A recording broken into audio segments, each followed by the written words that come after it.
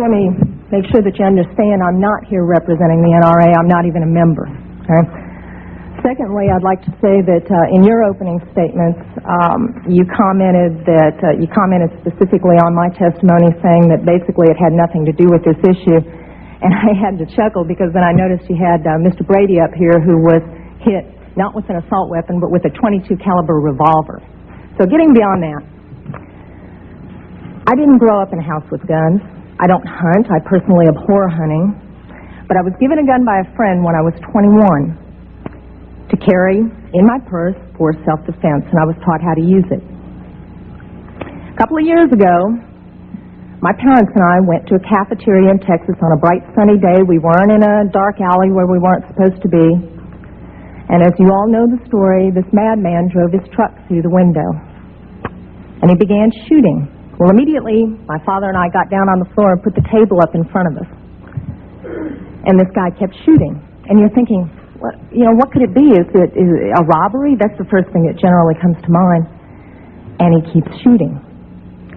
It took me a good 45 seconds to realize that this man wasn't there to commit a robbery. He wasn't there for a hit. He was there to simply shoot as many people as he possibly could. Now, I'd like to make something clear. I hear all this talk about how many bullets can go in a clip. I've been there. I can tell you it doesn't matter. It takes 1 second to switch out a clip. You can have 1 bullet or 100 bullets. It doesn't matter, guys. I've been there. He goes, dump, dump, just like that. That's not enough time to rush a man. I promise you. When I finally realized what was occurring, I thought, I got him. And I reached for my purse. He was maybe 12 feet away. Is it possible my gun could have jammed? Sure. Is it possible I could have missed? Sure. But I can tell you I've hit much smaller targets at much greater distances. But then I realized that a couple of months earlier I had made the stupidest decision of my life. I took my gun out of my purse and left it in my car. Because, as you well know, in the state of Texas, it's sometimes a felony offense to carry a gun in your purse. I can tell you that I'm not mad at the guy that did this. As he continued, it was obvious that he was a madman. My father, at that point, said, I've got to do something. I've got to do something. He's going to kill everybody in here, and he rushed the man. No way.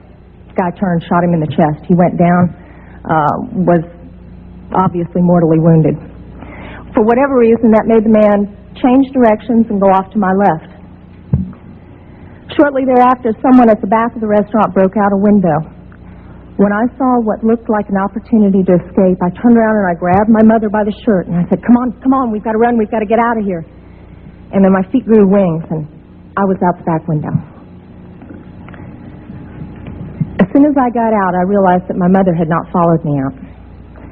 And as I learned from the police officers, she had crawled over to where my father was and cradled him until the guy got back around to her, put the gun to her head. She looked up at him, put her head down, and he pulled the trigger. My parents had just had their 47th wedding anniversary. She wasn't going anywhere. As I mentioned, I'm not really mad at the guy that did this, and I'm certainly not mad at the guns that did this. They didn't walk in there by themselves and pull their own triggers. The guy that did it was a lunatic. That's like being mad at a rabid dog. I'm mad at my legislators for legislating me out of the right to protect myself and my family. I would much rather be sitting in jail with a felony offense on my head and have my parents alive. As far as these so-called assault weapons, you say that they don't have any defense use. You tell that to the guy that I saw on a videotape of the LA riots, standing up on his rooftop, protecting his property and his life from an entire mob with one of these so-called assault weapons. Tell me that he didn't have a legitimate self-defense use. Just one final statement.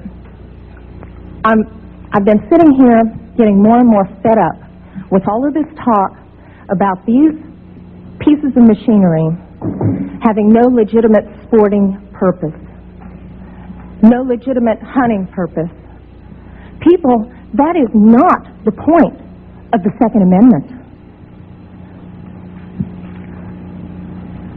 The Second Amendment is not about duck hunting.